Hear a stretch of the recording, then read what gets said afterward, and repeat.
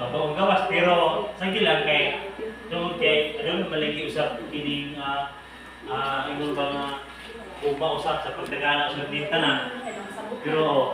Pero inanigid sa mga dagko kay ang ato ang proseso ani sa bata mo gini ang pagdidikar o pagdako na bautismo din sa tubig kay makasapot naman pero ato lang yung iagi sa proseso gyapon kay tungod kay kaya wala may ginahalad lagi sa Ginoo. Mo na nga importante nga ang kini ato paghimuon karon bisan to ug dako na niya atong ididikar. Ang importante nga masabtan ko niya o kung sa katuyuan niya nang ididikar ang mga bata diya sa Ginoo. Niya nang ihalad diya sa Ginoo. Kaya naman kung ato ay basa ang Biblia, ngayon pa ang Biblia sa Juan na si Kristo man ang atong nahimutong panag-ignan diya sa iyang pagkinabuhi ning kalibutan nga na uban pa siya, no? Ingon pa sa diri sa Juan 17:19, og tungod kanila nagdidikar ako sa akong kaugalingon aron sila usab tinuod nga magdidikar. So di pasabot nga naa gid ang mga pagdidikar usab sa mga bata dahil kay si Kristo nahimo itong panag-ignan sa iyang panahon. Muna yung pa si Kristo nga managawi usab ta ngadto kaniya. Buti pasabot ning igsoon tungod kay si Kristo man ang atong sunodon, muna nga naa ta karon nga nagsunod sa iyang kabubuton kasi man atong panag-ignan. Muna nga sa panahon pa ni Kristo di ay kasi Kristo mo sa panahon nga gididikar siya kining kuan pa sa kabula kining adlaw pa no muna paggawa sa kaniya pila ka adlaw gididikar ni siya dayon. Muna nga proseso gini siya pero si Tiyan wala man niagi siya kung ining didikar wala okay ra gyapon kitaganan ni po si Ginoo para usab mo aron sa masabtan niya nga unsa ang didikar kay lahi ang didikar kining nihala dai putong bautismo sa tubig mo ganang proseso sa bata o sa atoa pagbata pa ididikar ihalad sa Ginoo pagdako na mo na siya ang bautismo sa tubig no kay makasabot naman siya unsay daotan o unsay maayo mo na mig igsoon na nini karon subagtagon no sa panahon pa ni sa panahon ako lang ni isa-isay sa panahon pa ni Ana kato yung anak na si Samuel iya gitong gihalad sa Ginoo sa dito sa panahon pa ni Eli no sa panahon pa ni Eli sa panahon nila kanya to panahon niya si Ana nga nangayo og anak kuto kitaganan sa Ginoo ang iyang anak iyang gihalad ngadto sa simbahan no pero kato mo ang sitwasyon mo nila sa panahon pa nila ni Eli o ang Ana kang kato yung anak na si Samuel ang ilang mga sitwasyon nato ni Ana manggod kung taganan siya anak sa Ginoo iyang ihalad sa Ginoo pero kato manggod ang iyang paghahalad iyang gibilin dito sa simbahan ba gibilin o niya si Eli na mo nag-aruga ato rin kang Samuel muna sa ato karong panahon usab sa panahon usab ng Kristo nga sa panahon ni Kristo mo usab ang gihimo usab nga gihalad gyapon siya gididikar gyapon siya sa Ginoo unya pagdako na dayon si Kristo kamo to si Kristo bitag di ba gibautismo siya sa tubig o mo na dito ang tawag na bautismo kay sa lain man God pastor ang bautismo ug didikar giusa nila pero kung atong ibasa sa Biblia lahi ang didikar, lahi ang bautismo. Kasi Kristo ba yan, didikar una, di ba? Kung ato pasahon sa Lucas, nga didikar siya una, pagdako na rin niya, dito din siya bautismo ni Juan Bautista. Buti pasabot, dua ang proseso, no? Ang bata pagi, ito basahon, para maklaro na to. No? Ingat siya diri sa Lucas, ato basahon diri sa Pagpalit, tumigil sa Bisaya, tumigil sa mga kuwan. Ingon siya diri sa Lucas 2 o sa Lucas 2 21 itong sulta na ingon siya diri o sa natapos na ang 8 ka adlaw sa pagsirkunsidar na kaniya ilang gingan na siya Jesus ang ngalan nga gihatag kaniya sa manglunda sa wala pa siya ipanampon O sa pag-abot na sa panahon alang sa pagputni kanila sumala sa kasuguan ni Moses, ang bata ilang gidala sa Jerusalem aron ihalad siya ngadto sa Ginoo. Naging ang paghalad yun, no? Sa mga bata, no? Muna sa panahon pa ni Kristo, gidala siya dito sa Jerusalem. Tanang Jerusalem yung igsod mo tong gihimo ni King Solomon nga simbahan. Grabe ito ka luwag, dako kisa na ito kayo. Muto nga, gidala si Jesus ito, sa walo ka lang, gidala siya dito sa Jerusalem, aron ihalad. Kaya naman mga igsoon, kaya ilang na natamod dito sa panahon ni Moses, nga ang tanan ng mga anak, nga kinamugulangan, ihalad. Pero karon mga igsoon, ingon pa sa Ginoo, ingon pa sila sa Roma, nga wala na ang Diyos, wala na pinalabi. Kaya kaya ato mo sa panahon pa sa daang tubon, ang ilang ihalad, katuragi ang mga kinamugulangan, nga puro lalaki, itong una, wala labot na babae, ang mga lalaki rin ang ilang ihalad sa Ginoo, ang tanang mga kinamugulangan. Muna nga, pag abot na nila ng Kristo, ang Diyos, sa ato karon ng panahon na sa Espiritu, ingon pa ni Pablo, nga ang Diyos, wala na siya pinalabi. Buti pasabot, apil na ang mga babae, o babae, lalaki, o babae, apil na ang mga babae, nga pwede na ididikar, ihalat sa Ginoo. Kaya kanya ito mga panahon, ang ilang ihalat, katulagin ang mga kinapugulangang lalaki. No? Lalaki rin ang ilang ihalat. Muna, sa ato karon nga panahon, kaya naman ka sa Espiritu, muna yung pa ni Pablo, nga ang Diyos, wala na siya pinalabi. Ba't ipasabot, wala na siya gipili, nga ihalat sa Ginoo. No? Karon, ato pa rin yun. Ingon sa diri, sumala sa nasulat sa kasuguan sa Ginoo, ang tanang panganay nga lalaki, pag-iisipon nga binalaan alang sa Ginoo. Sa panahon pa ni Moses, ang ilang laging mga panganay nga lalaki laging ihalad mo nga sa diya nga pamagi nga ibalaan sila sa Ginoo. No? Ang tanang mga lalaki nga ihalad, tanang mga kinugulangan, ibalaan sila sa Ginoo. Tungod kay ang Diyos wala na nga pinalabi, bisan pa ang babae karon kung ididikar, ibalaan na gyapon sa Ginoo. No? Kaya wala naman siya ipili, no? No, wala na siya gipili ng igsoon. Pero ayon ta, ingon siya dire, o sa paghalad o galit iniyaw, sumala sa Ginoo sa pagsugo sa Ginoo, nga duha atok mo o duha ka salampati, nga kuyabog. Was kay maghalad ta diha sa Ginoo, was lugar nga ato nang ihalad sa Ginoo o lugar nga mga bata ng igsoon. Na kinahanglan usab mo ihalad, itagana para sa Ginoo. Kanya ito nung panahon ng igsoon, sa panahon ni Moses, kung adun na sila ididikar, naagi sila yung mga paghalat usap sa Ginoo. Bali, humot insinso ba? Sama sa inyong diri nga, inyo sa diri, nga,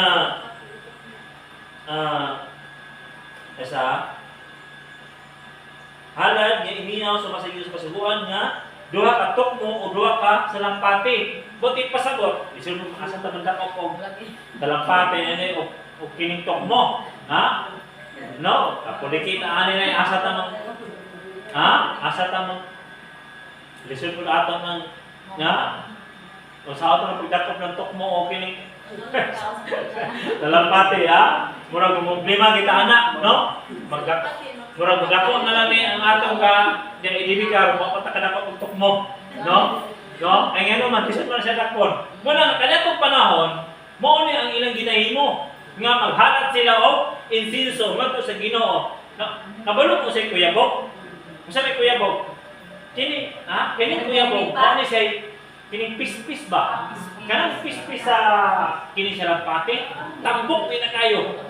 Oh, galingin-lingin na ang lawas ana. Mao na ilang ginahimo kanya to nga maghalat sila ni anak nga insinso para pahumot ba ngadto sa Ginoo. Buti pasabot kanila pagod ka nitong panahon, nga nung gahalat sila na insinso, aron ang ilang gihalad nga mapasidunggan ba, nga dunggon ba, nga ihalad nila. Muna karon sa ato karon ng igsoon, depende na usab sa tuwa kung sa usa nga pamaagi nato ni himon kay kanya to kanang mga igsoon, lisod man pod nga wala ta, no, sama aning magdidikar. Sama aning kuan kinaamo gi mga handa pastor di magina malikayan di ba naamo gi mga handa buti pasabot di ay nga bisan tuod og naghimo kanini ato gi halad nito sa Ginoo usab bali mo ni atong himuon halad ba nga sama aning gingon sa Ginoo kuya po ga utok mo o sa usa nga pamagi sa ang uno to si Maing kay gipangay to sa Ginoo sa iya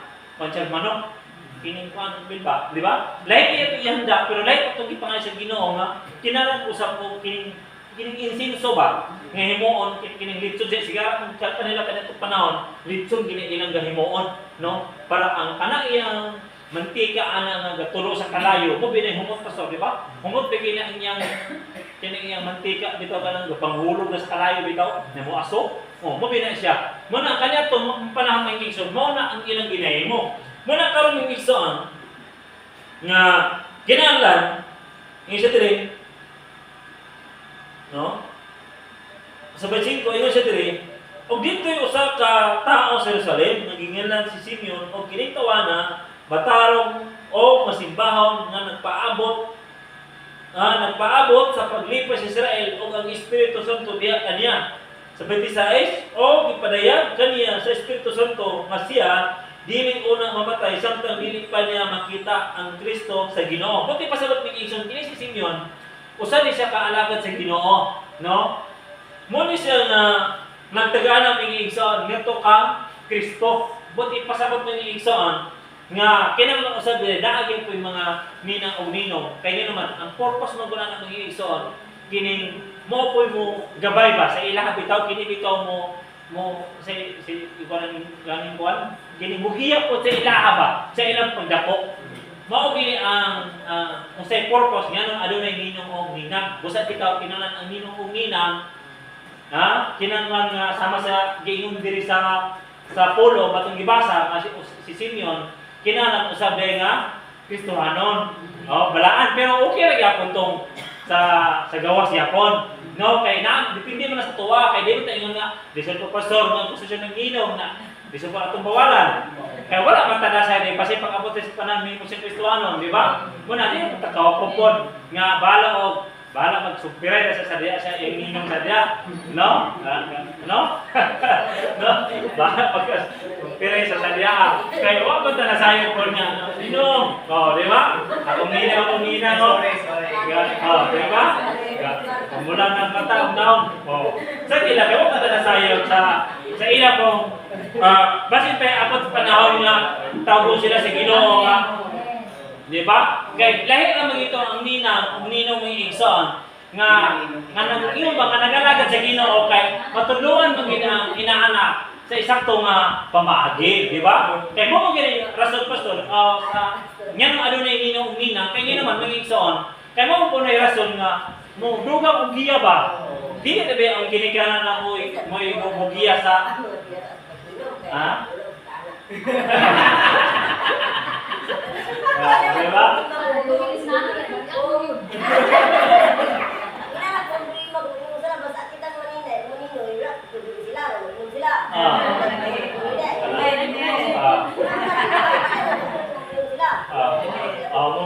diba?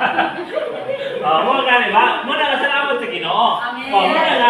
Muna nga nasa atuwa usab ang dugang pa, giya pa nga ipakinaboy man kuning kalibutan. Dili magiingon nga kining walay mugiya sa tuwa, di ba? Labi na sa mga bata, na maging mugiya yun. Pero dili man po, ang ban man po, mahalok may munina unino kay ngeno pag abot sa Pasko. Di ang mo.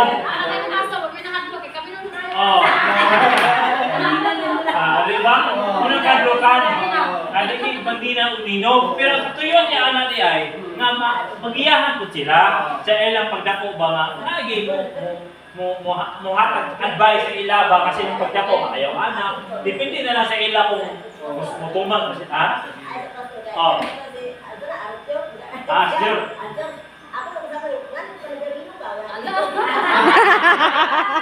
Pagmakitaan, tuhod, di ba? Pero, kini magong inaanak ko, kini magong unino, nahimo magong sila nga priority ba? Sila, usap-usap sila sa mo, mugihata ko diyan.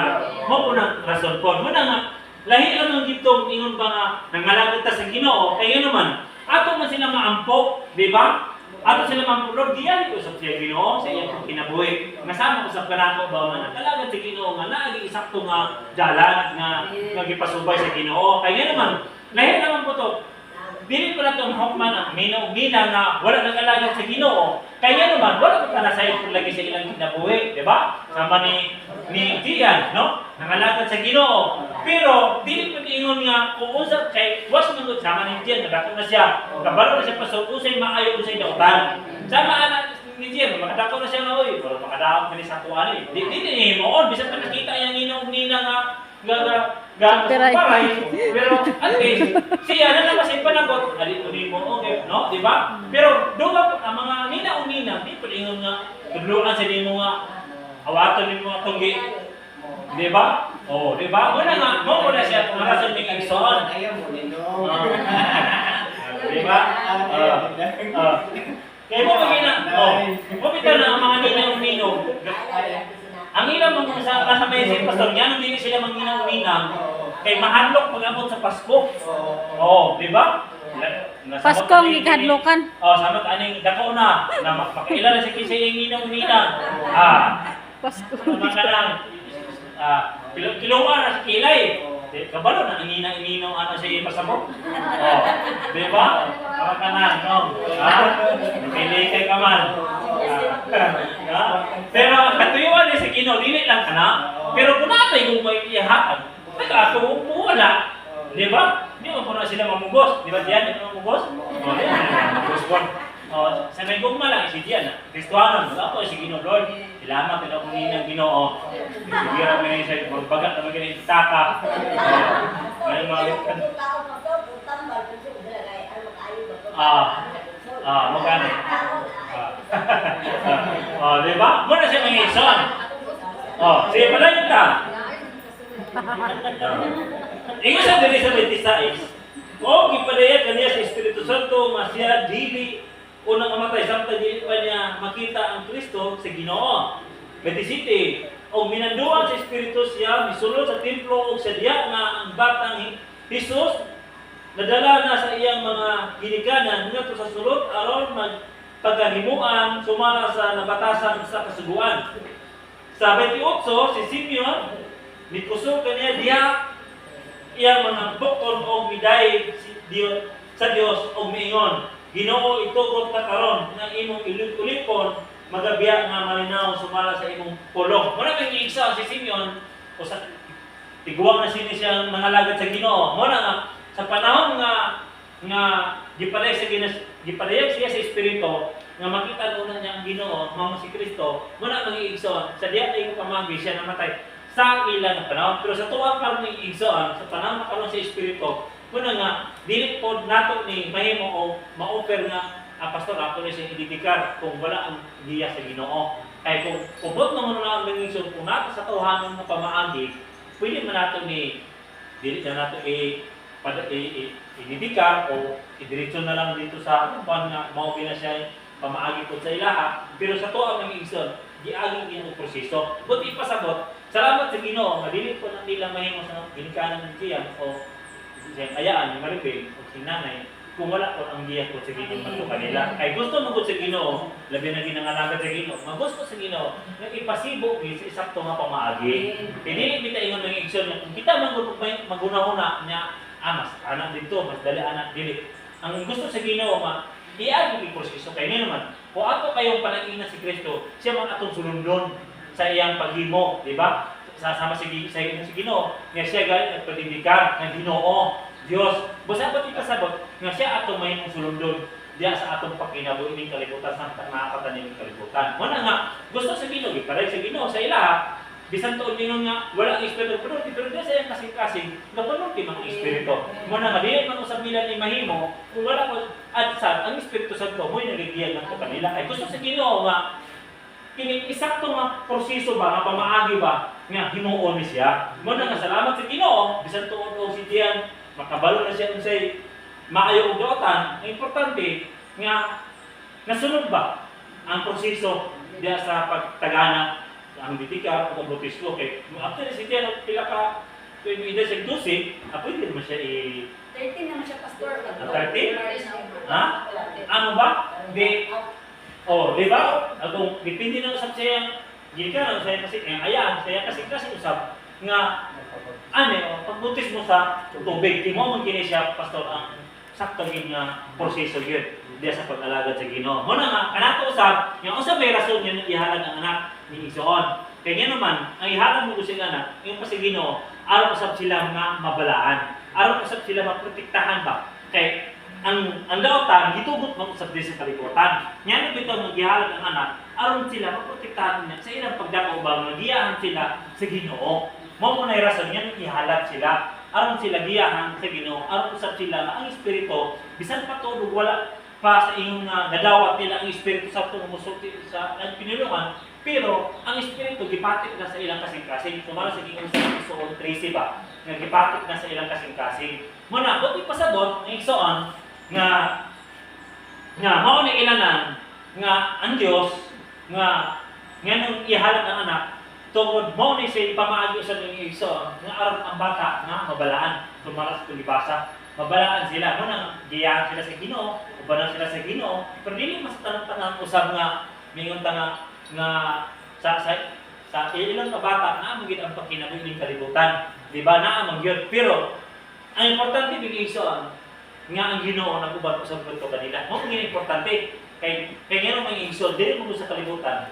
Ang daotan mo gitugutan. Kanang ingon sa Juan bitaw sa pagmana siya sa Juan sa 8 nga ang yawa gitugutan sa paglagda, pagpatay o pagpangawat. Buti pasabot gitugutan sa tanang bilis sa kalibutan o sa iyang himuon kanang dito disgrasya sa kadalanan kanang tanang matang sa mga nga diri sa kalibutan.